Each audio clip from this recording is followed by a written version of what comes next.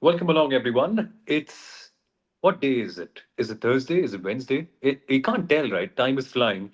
But one thing we do know for sure is that we're running towards the Dutch Grand Prix this weekend, the home of Max Verstappen, a place where Lando Norris won last year. So continuing the Orange Brigade.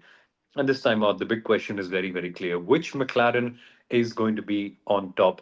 Because quite clearly, Kunal, we're heading into the final couple of races in Zandvoort's Formula One career. It's second leg, in a way. And we're now wondering who will take part and who will take advantage in this second leg of the Formula One season two. Which McLaren driver will it be? I like how you just said, which McLaren driver will it be? We've got 10 races to go, several sprints, but yes, it's going to be between the two McLaren drivers. That's what the title battle is going to be. Oscar Piastri just said the pressure is only going to increase. And Somil, do we just take Oscar Piastri's mental strength for granted? Is it because Lando Norris's mental strength may or may not show up, even though his talent does? What do you think? Yeah, I think we do. I think we really do. Even though Lando hasn't quite won championships quite like Oscar has in his junior career, Formula 3 and Formula 2 both, and we have seen more of that mental fortitude recently from Oscar, you can't take it for granted because it's a Formula 1 World Championship and you never really know. We thought Lewis was so mentally strong in 2007, but then came Shanghai and then that tested everything. And moments like this can and will come. 9 points of a difference between Oscar and Lando. So far, Oscar has been a more impressive driver in my mind. But the second half of the season, Kunal, Oscar's never quite experienced anything like this. And to be fair, neither has Lando. Well, that's Has he? absolutely right. Would he count No, last year, though? nah. I mean, the media makes us count last year, but it wasn't a title battle for him. And you're right. I mean, Oscar Piastri has been there for F3, F2, but he's also won the Grid Championship, second year in the running. So could he become the first driver in the history of the sport to win two titles in one season? Grill the Grid and the F1 Championship, right? I mean, all these little championships that we have in Formula One. So that's that. The title clearly says, "Let's unleash the lion." Obviously, Max Verstappen, his home race, he's got several home races: Austria, Belgium. Austria is, of course, for Red Bull. Belgium now, then the Netherlands. Will he get a chance? It is supposed to be a wet race weekend. FIA has increased the pit lane speed limit from 60 to 70. It's a narrow lane. It's an old school circuit. We all love it, which is why it's going away. Have you ever thought of old school circuits staying because they're old school circuits? It's almost certain, like Lando Norris's mental strength. Will an old school circuit actually stay? We don't know, but the new ones, the Tilkedromes or whatever we call them, it's a certain they'll stay anyway. So my point was, will Max have a chance? It's a wet race, two stopper expected. Pirelli's going one stop softer, and this sort of brings others into play purely because McLaren's main strength of managing rear tire temperatures in warm conditions. That if it stays, if it's wet, they don't really get to use that Yeah. factor in their competitive advantage. No, for sure. For sure, they don't get to. And that might be something to watch for this weekend. Remember, it is forecasted to be rainy all throughout the weekend. And if it does stay dry, we do have a set softer tires. So that's where it's all going to be. And this circuit is one where you've got lots of bankings. It's a fast circuit. It's almost like a Hot Wheels track. That's the way I like to say it. And it is also Hot Wheels because it's all orange all around, which gives another reason for us to call it a Hot Wheels circuit. But it really is. Turn one has so many lines. Turn three flows a lot. And you can see drivers really gaining or losing time. So if it does rain, that will particularly be a spot to watch for. And then the slingshot down onto the final couple of corners, which means if you have softer tires, tire stress is something to keep in mind. The front lefts, in fact, both the fronts get worn down a lot. That's what Pirelli says in their official previews. And if it does not rain, it becomes a matter of preserving them a lot, which means if it's hot, it could be a McLaren situation. But you never know, right? It's not a very rare heavy track according to what Pirelli says. So it's tough situation to figure out what will happen. And on top of that, you've got the weather. And on top of that, you've also got to factor in that this place has a short pit lane, which has now been made even shorter, Kunal. That 60 kph limit that Zandvoort had for their pit lanes, gone. It's now 80 kph, just like any other track, which means more chaos in the pit lanes, which also means more facilitation of pit stops because now, theoretically, the penalty is less, right? Oh yeah, Pirelli wants to bring more strategic variation. So if we see more overtakes here, traditionally, Sunfoot allows for overtaking opportunities, but we may also see some drivers doing a one stop versus a two stop, and then the tire, advantage or disadvantage could lead to a few more overtakes than we might otherwise get, right? But Samuel, typically we see an entry, like you said, the slingshot last banked corner. We see overtakes into turn one. I love turn three and the multiple lines it offers. And if Yeah. there's one driver I would like to watch on the opening lap through turn three, that's always Fernando Alonso. He's always been the most cheeky driver through that corner. So that's typically those two corners.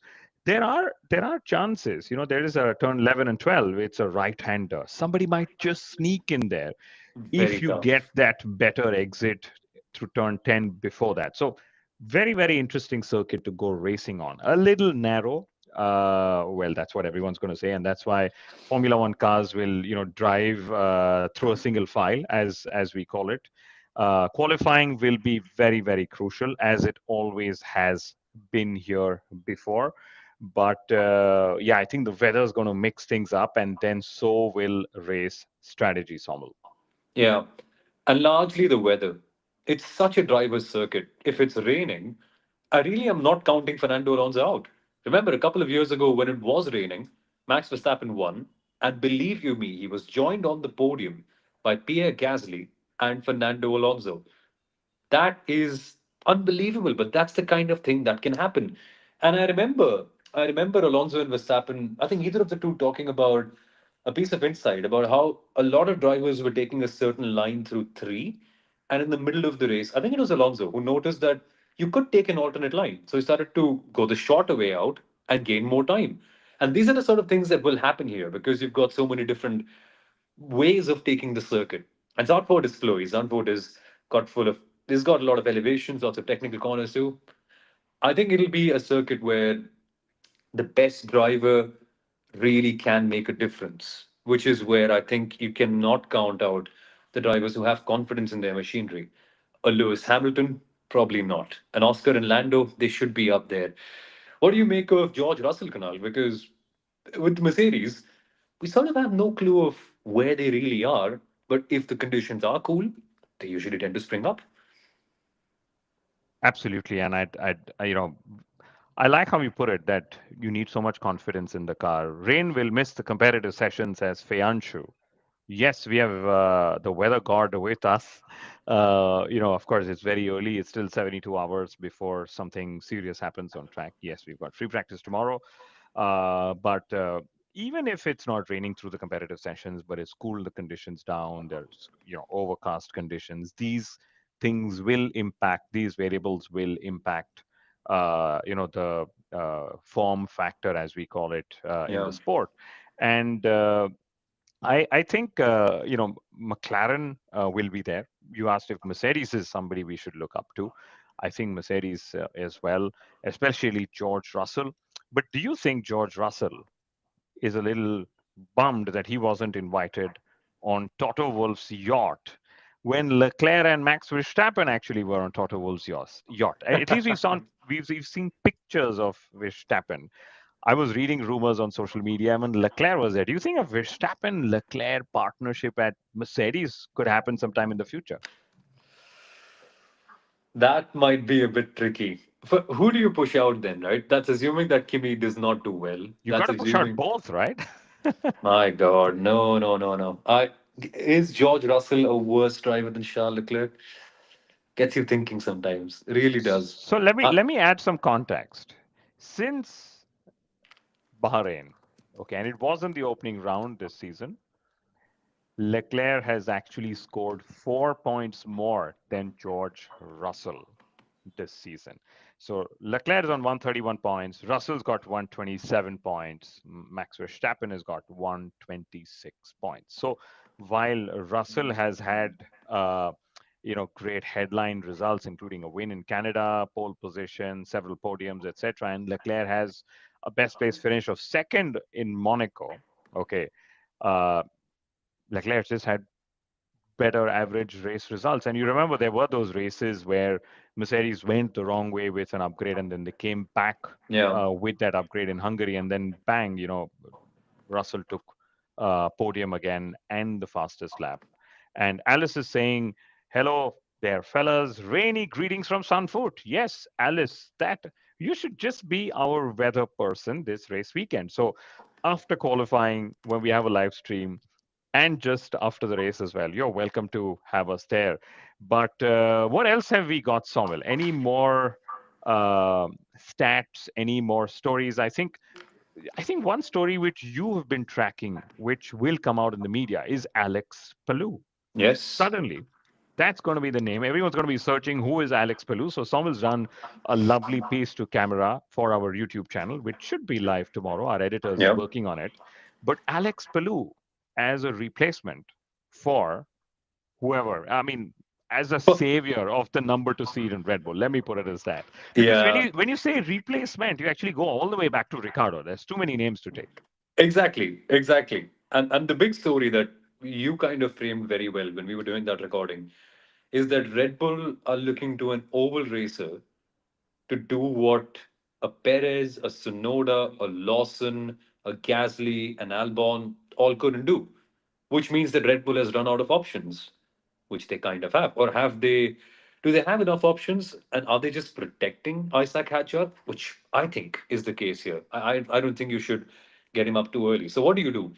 You look at an experienced racer from outside of your network, not impossible. You've done that before with Perez, and dare I say it's worked out with great success compared to all the other options. Alex Palou would be an option like that. Although he's not done Formula One, he has tested for McLaren as a part of their TPC program. He's also been a McLaren reserve driver. I rate him a lot.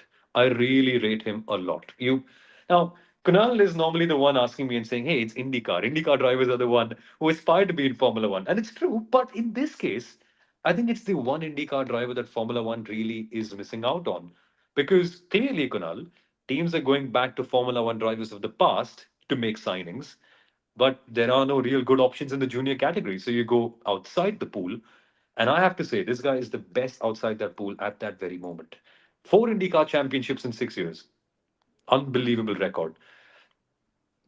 Somil does MotoGP commentary. He's hosting a MotoGP show. All we now need is an IndyCar podcast and a show and a commentary feed where he can speak about Alex Palou in case he doesn't actually make it to Formula One, because there are names that have been doing the rounds. Yeah, Alex Palou was one of them. Pato Ovard, like you said. Colton Herta, from all the very good. conversations Yeah. about him getting a break in Formula One, he's actually now rumored to be entering Formula Two just so that he gets those super license points. And I just hope for his sake he doesn't get humbled by those ferocious junior drivers in Formula Two. He will be. Look, he will be. In the first year, he will be. You are Look, saying that an IndyCar driver will need 2 years in Formula Two when you actually think he's great to get a jump straight into Formula One. yeah, look, I think with a driver like that, you need patience a little bit. And then you know you've got. And you see, I can see you smiling there because Jack Stewart only got 6 races. That's very true. That's very I true. put you in a corner, my friend, but okay, let's Now get you you out of that corner. Who do you think? Should we get you out of the corner? You want to go on and on let's go about for it. Colton? Let's go for it. Let's go for it. Okay, so who do you think is getting pole position? Oh no, I thought you were talking about the IndyCar corner there. No, No, uh, I'll still die by that hill. I will still say that an IndyCar driver can make it work. I don't Point deny close. that.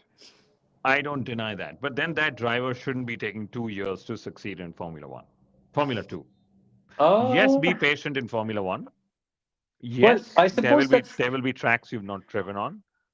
that's now a Formula One problem, isn't it, Kunal? The cars have gone too far because to speak about the quality of those drivers, Villeneuve did it, Montoya did it.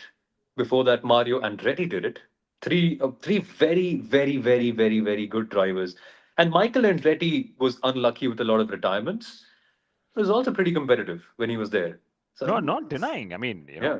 if we get the next Montoya, I think Formula One's going to explode even more.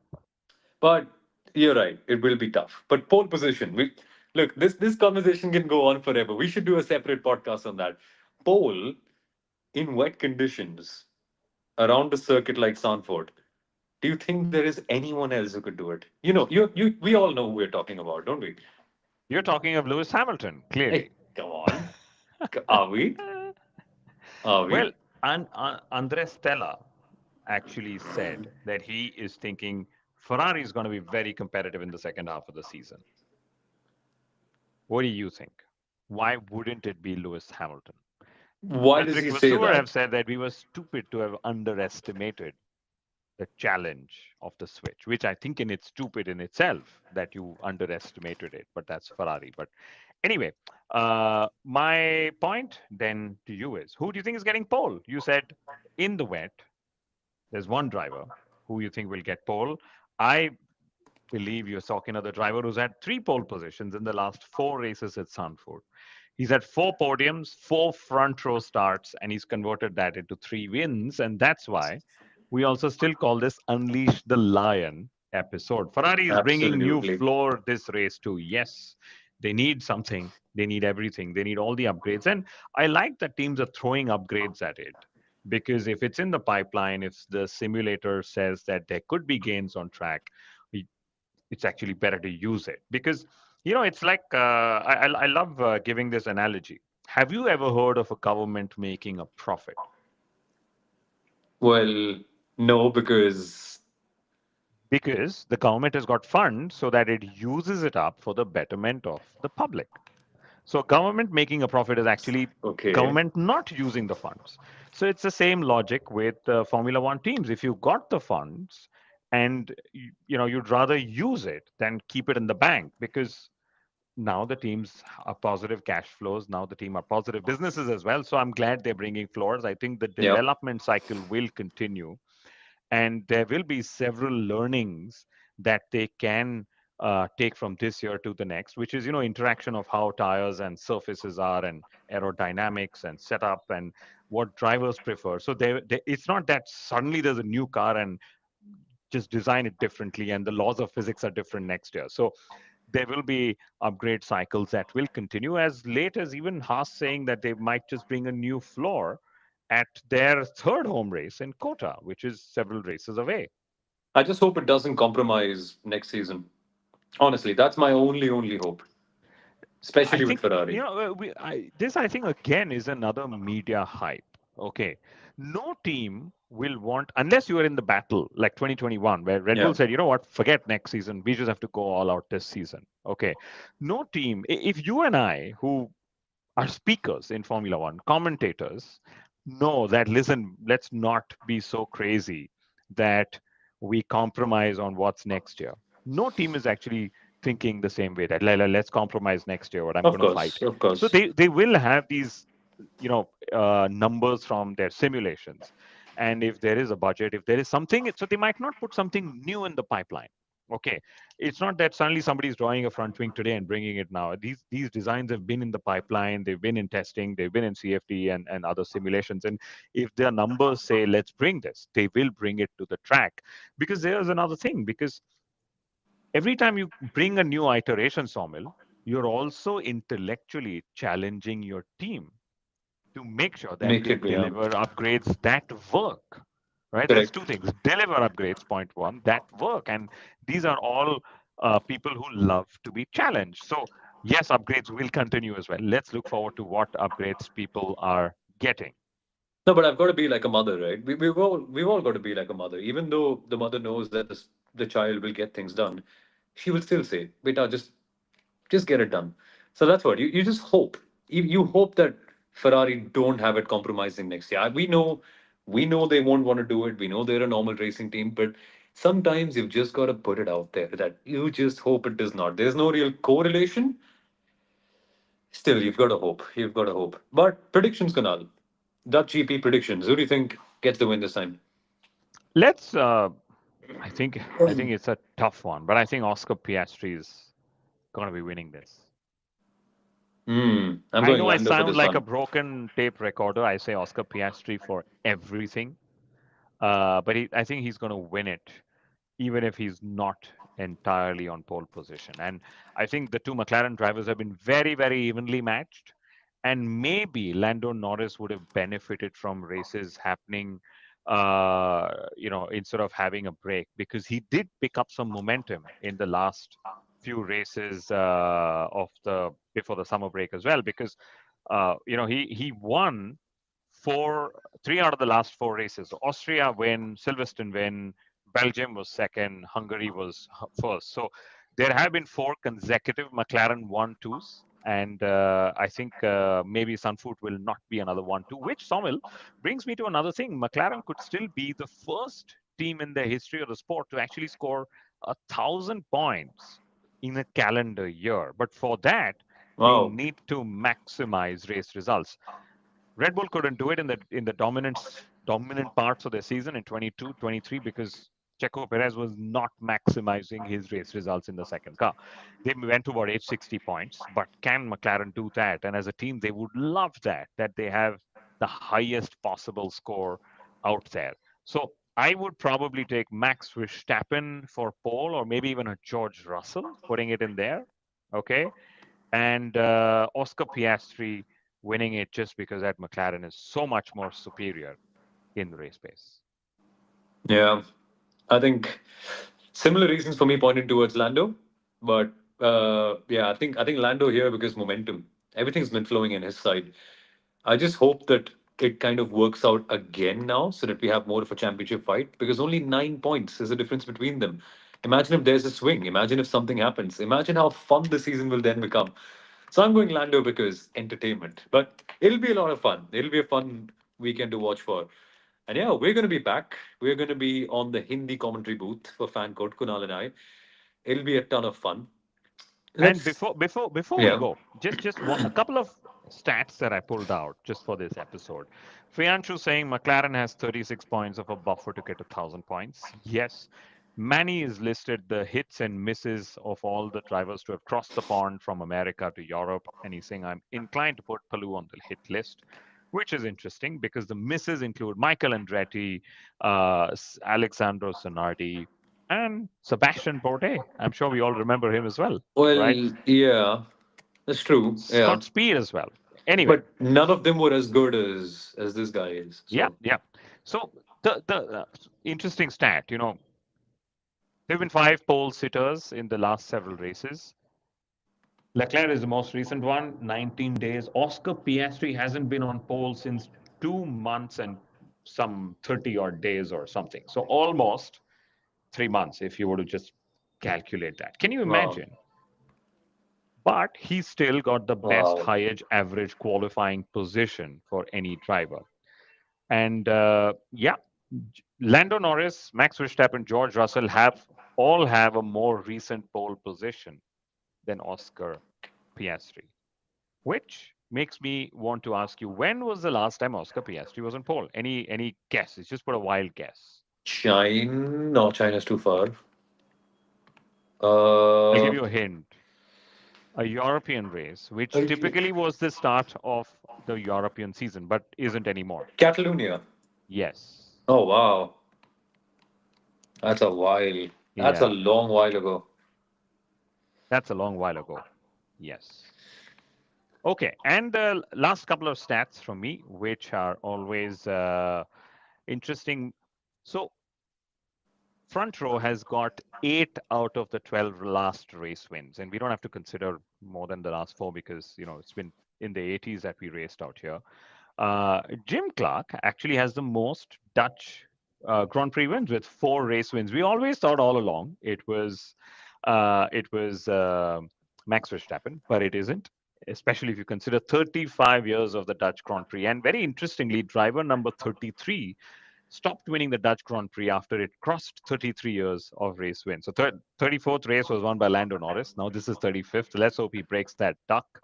Uh, but Max Verstappen does have the most pole positions. He's got 3 poles. Ferrari have the most wins here with 8 wins. And then there are 7 pole positions tied for maximum pole positions between Ferrari and Team Lotus. Long So while ago. That's a it's been a long while. while ago.